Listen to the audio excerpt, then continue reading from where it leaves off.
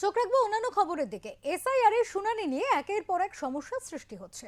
মুখ্যমন্ত্রী এসআইআর ইস্যুতে একাধিকবার সুর চড়িয়েছেন।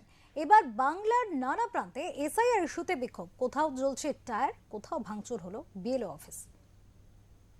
বৃহস্পতিবার উত্তর দিনাজপুর জেলার চাকুলিয়ার কাহাটা এলাকায় এসআইআর এর প্রতিবাদে রাজ্য সড়ক অবরোধ করে বিক্ষোভ প্রদর্শন এলাকাবাসীদের। এই শুনানিকে ঘিরে হেনস্থার অভিযোগ ভোটারদের। নির্বাচন কমিশনের এই নির্দেশিকার বিরোধিতা করে এদিন বিক্ষোভে সামিল হয়েছে তারা। আমরা হাঙ্গামা করেছি কেসের জন্য। আমরাকে এফআইআর আমরাকে বললো যে এটা কাগজ জমা করতে 2002 এর কাগজ জমা করতে হবে। এফআইআর নিয়ে আমরা 2002 এর কাগজ জমা করলাম।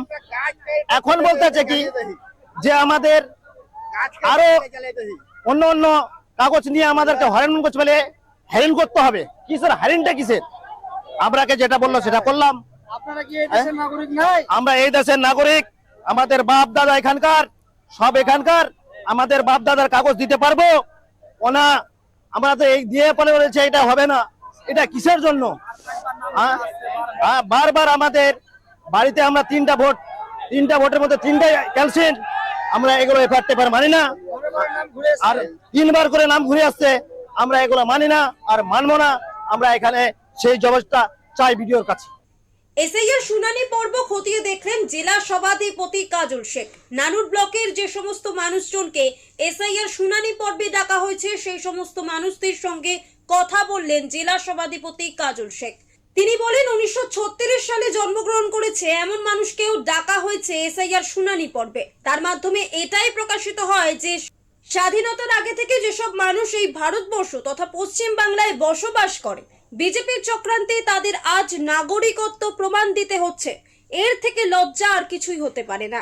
আপনারা দেখতে পাচ্ছেন আজকে নানুর বিডিও অফিসে কিভাবে মানুষের ঢল নেমেছে। নানুরের 1,85,000 ভোটার নানুর ব্লকে, তার মধ্যে 30,000-এর কাছাকাছি ভোটারকে এখানে ডাকা হয়েছে, যাদের মধ্যে অনেকে রয়েছে যাদের বয়স 80 বছরের ঊর্ধ্বে, এবং তাদের ডকুমেন্ট থাকা সত্ত্বেও 2002 সালে তারা ভোটাধিকার প্রয়োগ করেছে, এমনকি তার আগেও ভোটাধিকার প্রয়োগ করেছে। একজন মহিলাকে দেখলাম যার ভোটার কার্ডে 1936 সাল তার ডেট অফ বার্থ, তাকেও ডাকা হয়েছে। এর থেকে লজ্জাজনক বিষয় আর কিছু হতে পারে বলে মনে করি না। এসআইআর এর 7 নম্বর ফর্ম জমা না নেওয়ায় বিক্ষোভ রাজ্যের বিভিন্ন জেলায়। বিক্ষোভ বিজেপি কর্মী সমর্থকদের। সেই মতো পশ্চিম বর্ধমানের আসানসোল জেলা শাসক দপ্তরের সামনে বিক্ষোভ জেলা বিজেপির কর্মী সমর্থকদের। এদিন বিজেপির 6 জনের প্রতিনিধি দল জেলা শাসকের কাছে লিখিত অভিযোগ জমা দেয়। ভোটার লিস্টের যে অবৈধ ভোটার, অনুপ্রবেশকারী voter, Rohingya voter, Bangladeshi voter, fake voter, সেই ভোটারগুলোকে শনাক্ত করে বের করবার জন্য ফর্ম 7 ফিল আপ করে জমা করতে হবে। তো আমরা আজ 10 দিন ধরে আমরা অ্যাপ্রোচ করছি, চেষ্টা করছি এই ফর্ম 7 জমা করা। আমাদের কাছে এই ফর্ম 7 এর দীর্ঘ তালিকা আমাদের কাছে আছে। আমাদের পশ্চিম বর্ধমান জেলায় কত ফর্ম 7 আমরা জমা করছি, কত ফেক ভোটার আছে আমাদের কাছে সেইটা রয়েছে। আমরা যতবার অ্যাপ্রোচ করছি কিছুতেই হচ্ছে না। কালকে আমরা ধর্ণা, অবস্থান, বিক্ষোভ সব করেছি, তারপরেও আমাদেরকে প্রপার গাইডলাইন কি আছে ইলেকশন কমিশনের সেটা বলতে পারছি না।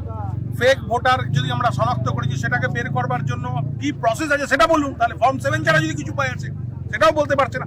কোনো কিছু সঠিক গাইডলাইন কেউ দিতে পারছে না। আমরা আজকে ডিএম সাহেবের কাছে এসেছি, ডিএম সাহেবকে জানাবো ফর্ম 7 আমরা সব নিয়ে এসেছি। আমরা যদি উনি বলেন যে একটা ডেস্ক দেন আমরা এখানেই জমা করে দেবো, আর যদি সেটা না হয় আমরা দেখছি এই আন্দোলন রাস্তায় নেমে ভারতীয় জনতা পার্টি চালাচ্ছে। সুষ্ঠুভাবে এই নির্বাচন করাবার জন্য ত্রুটিমুক্ত ভোটার তালিকা হওয়ার খুব জরুরি। সেই প্রসেসটার জন্যই এসআইআর হচ্ছে। তো ফর্ম 7 যদি জমাই করতে না পারে তাহলে সুষ্ঠু ভোটার লিস্ট হবে কি করে? এসআইআর সাকসেসফুল হলো না, তাহলে ইলেকশনে আবার সেই রকম হবে। অনুপ্রবেশকারী রোহিঙ্গা ভোটাররা ভোট দেবে, আর বারবার যা রেজাল্ট হয় সেই রেজাল্টের পুনরাবৃত্তি হবে। আমরা রাস্তায় আছি, আমাদের পুরো জেলা কমিটি এখানে রয়েছেন, এরা সবাই রয়েছেন, আমরা আন্দোলন করছি। আগামী দিনে ফর্ম 7 আমাদের জমা করতেই হবে। এই দাবি নিয়ে এই লড়াই আছে, এই লড়াই চলবে। ফের এসআইআর আতঙ্কে মৃত্যুর অভিযোগ। মুর্শিদাবাদের শামশেরগঞ্জ এলাকার ঘটনা। মৃতের পরিবার সূত্রের খবর, নামের বানান ভুলের জন্য শুনানিতে ডাকা হয়েছিল শামশেরগঞ্জ রামেশ্বরপুর নামু চাচন্ড গ্রামের বাসিন্দা বছর 60-এর পুটু শেখকে। তারপর থেকে অবসাদে ভুগছিলেন তিনি। এই যে এসআইআর এর যে লাইন হচ্ছে যখন বাড়িতে শুনলেন যে প্রচন্ড চাপের মুখ, কাকে বাদ দিয়ে দিচ্ছে, কাকে কি করছে, তখন এই মুহূর্তে শোনার পর হঠাৎ করে এই কিছুক্ষণ আগেই তিনি মানে মারা গেলেন। শুধু ও পরিষ্কার বলতো যে আমি এসআইআর এর চাপে শুধু মারা যাব, কাজ কিছু নেই আমাদের। শেষ বয়সে যদি আমরা না বাঁচতে পাই তাহলে আর কোন বয়সে বাঁচবো? কেমন বয়স ছিল? ওনার বয়স মোটামুটি 60 হয়েছে। ও কি হিয়ারিং নোটিশ এসেছিল? ওনার এর আগে যেটা হয়েছিল প্রথম দফায় সেটাতে হয়েছিল, সেখানে পুট শেখ নাম। আর এখন বর্তমানে যেগুলো এসেছে ওদের বাড়ি যে বউ টোপগুলো এসেছে, তো বলছে যে আমার বাড়িরই যদি এতগুলো আসে তাহলে আমরা কাকে লিয়ে থাকবো, কাকে লিয়ে বাঁচবো, টেনশনে ছিল। টেনশনে। ওই নিজেই বলতেন আমরাকে। এবং ওনার বাড়ির বউ গালা এখন বর্তমানে লাইনে ছিল, এখনো মনে হচ্ছে ভিতরে আছে। আমি বলে টলে লাইন করালাম যে শ্বশুর মারা গেল এইভাবে, তো তোমরা যাও।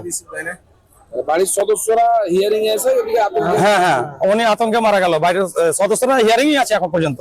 ব্যুরো রিপোর্ট, ওঙ্কার বাংলা।